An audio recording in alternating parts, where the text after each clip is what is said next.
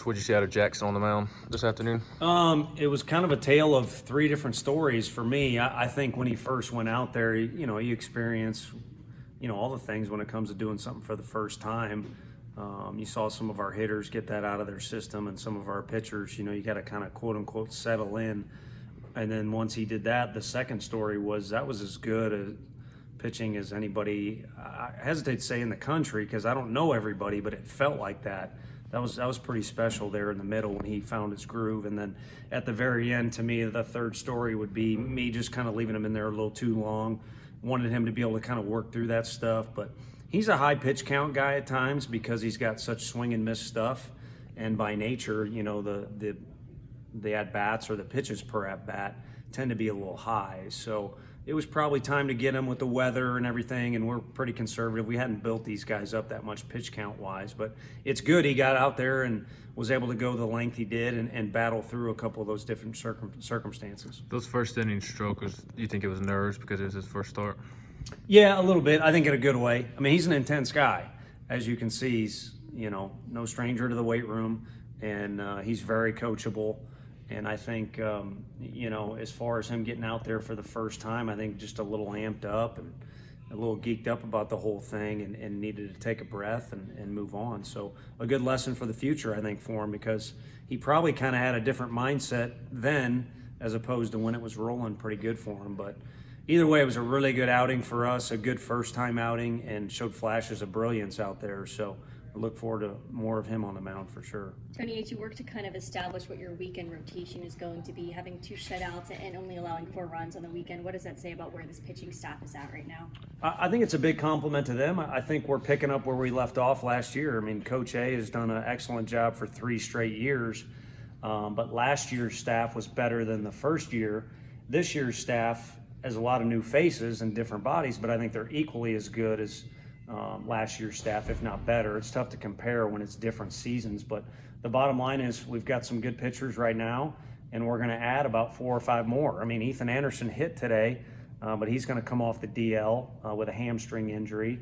Will Heflin will come back, Kirby Cannell, Garrett Crochet camp. So it's going to be kind of like picking up free agents as the year goes along, and I look forward to that even more. But, the other thing, too, you always got to kind of look at the opponent, and Western Illinois, as they get more practices outside and get warm weather up there, they're going to become a better hitting team as well. So we need to get better as the competition gets better. 3 first-time starters this weekend all did relatively well. How important is that kind of going into a much tougher slate of play next weekend?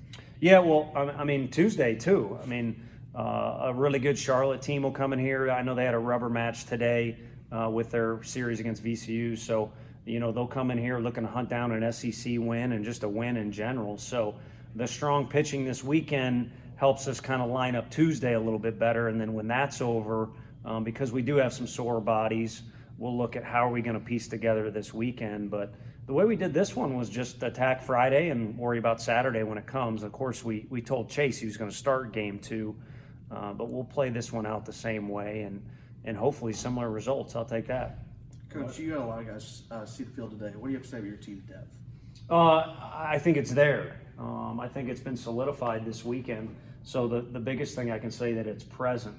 And now the one thing all those guys have in their back pocket is, again, they've kind of gotten out of their system the first go around, or maybe the first time it's short, the first time it's second. I mean, Liam's never really played second base in his life, and he made a really nice play running back on the ball there. So getting those firsts out of the way so you can improve upon them is incredibly important. I think it's incredibly important for this program. We went to a regional last year. It was the first time for about everybody in the building, at least while they were wearing a Tennessee uniform. And not that we couldn't have won or done better because we didn't play as well as we wanted to, but you'd like to think you'd get better at anything you do the second, third time you do it, as long as you're paying attention to the adjustments that need to be made, or what you do right, what you do wrong, and then you do the old get better thing. A lot of times this offseason said that the offense might struggle a little bit. You guys put up 45 runs in 3 games. How does that feel? It feels good. It feels like it was a long day today, but when you're on the winning side of it, you'll take it however it comes. And again, you flip it to the other dugout, couple injuries for those guys as well. I mean, no one's going to be 100% healthy the whole year, whether it be our team or the team we're playing. And A few guys banged up for them. And again, you're coming out of the North. February 14th is when NCAA says we need to start. You guys can write an article about that if you want to. I'm not a privy to make statements on that, I don't think. But, the bottom line is there were some really good at-bats as the weekend went on. And again, I think that lesson learned of take a deep breath and just go out there and play, as opposed to being a little too uptight or trying to be too perfect or, too amped up about the start of the season, because guys will get amped up for the start of SEC or their first start, or other things are coming. So hopefully lesson learned for guys. Tony, I know you were trying to figure out a lot of things this weekend. I'm sure not much clarity after just 3 games, but has anything really stood out to you, or any players specifically? We just talked back there and all sat down for a second and said, what did we learn? And guys started ripping off a lot of different comments. And I think the bottom line is we learned that, Chase Wallace is the guy that he's shown he's been all year long. Mark McLaughlin maybe threw one of the best innings of the weekend there at the very end, and he's a freshman. When he realizes how good he can be and how good he really is right now, it could be a special deal for him and the University of Tennessee. And then again, just that versatility of guys being able to move all over the field and play different spots. So those are just a couple that come to mind, but there's a lot of things we learned, and we're going to sit down and write them all down on paper on Monday and then share most of them with the team. Sometimes you got to hide stuff from them. Pick one more, guys. 3 What runs. is the key for the offense to maintain the production that produced this weekend going forward? Sure. Well, we kind of talked. I mean, you consistently want to improve each game, but what if you throw a no-hitter? How's the pitching staff going to get better the next game? Or if you put up a big number or hit 3 home runs in a game, that doesn't mean you have to hit 4.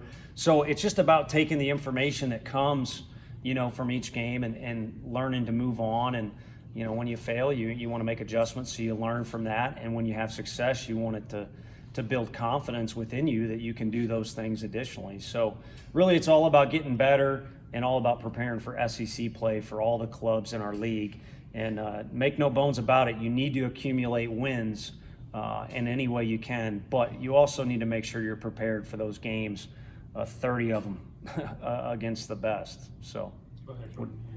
Tony, the crowd this weekend, pretty great, all 3 games. I think maybe your first year, that would have been maybe akin to what a crowd you would have gotten at an SEC series. What does it say just about the culture shift that Tennessee baseball has endured? Yeah, people are jumping on board and they're willing to sit through, not ideal temperatures, although we were very blessed this weekend just to play 3 games, but also to get decent temps. And, I'm not on Twitter trying to save some calories there or some stress. And from my understanding, a lot of people were talking about opening day, a lot more compared to the first 2 years here. So signs of things going in the right direction are great. And really, I think the only way you're going to make true progress and for it to hold on, for a solid amount of time was for it to build up the right way. No one wants to be that flash in the pan player, program, or anything else you can talk about. So it's nice that the progress is steady, and we just want to stay on an incline, whether it's our facilities or roster or coaching or anything else you can talk about, including fans. Did you have one? Thanks, Coach.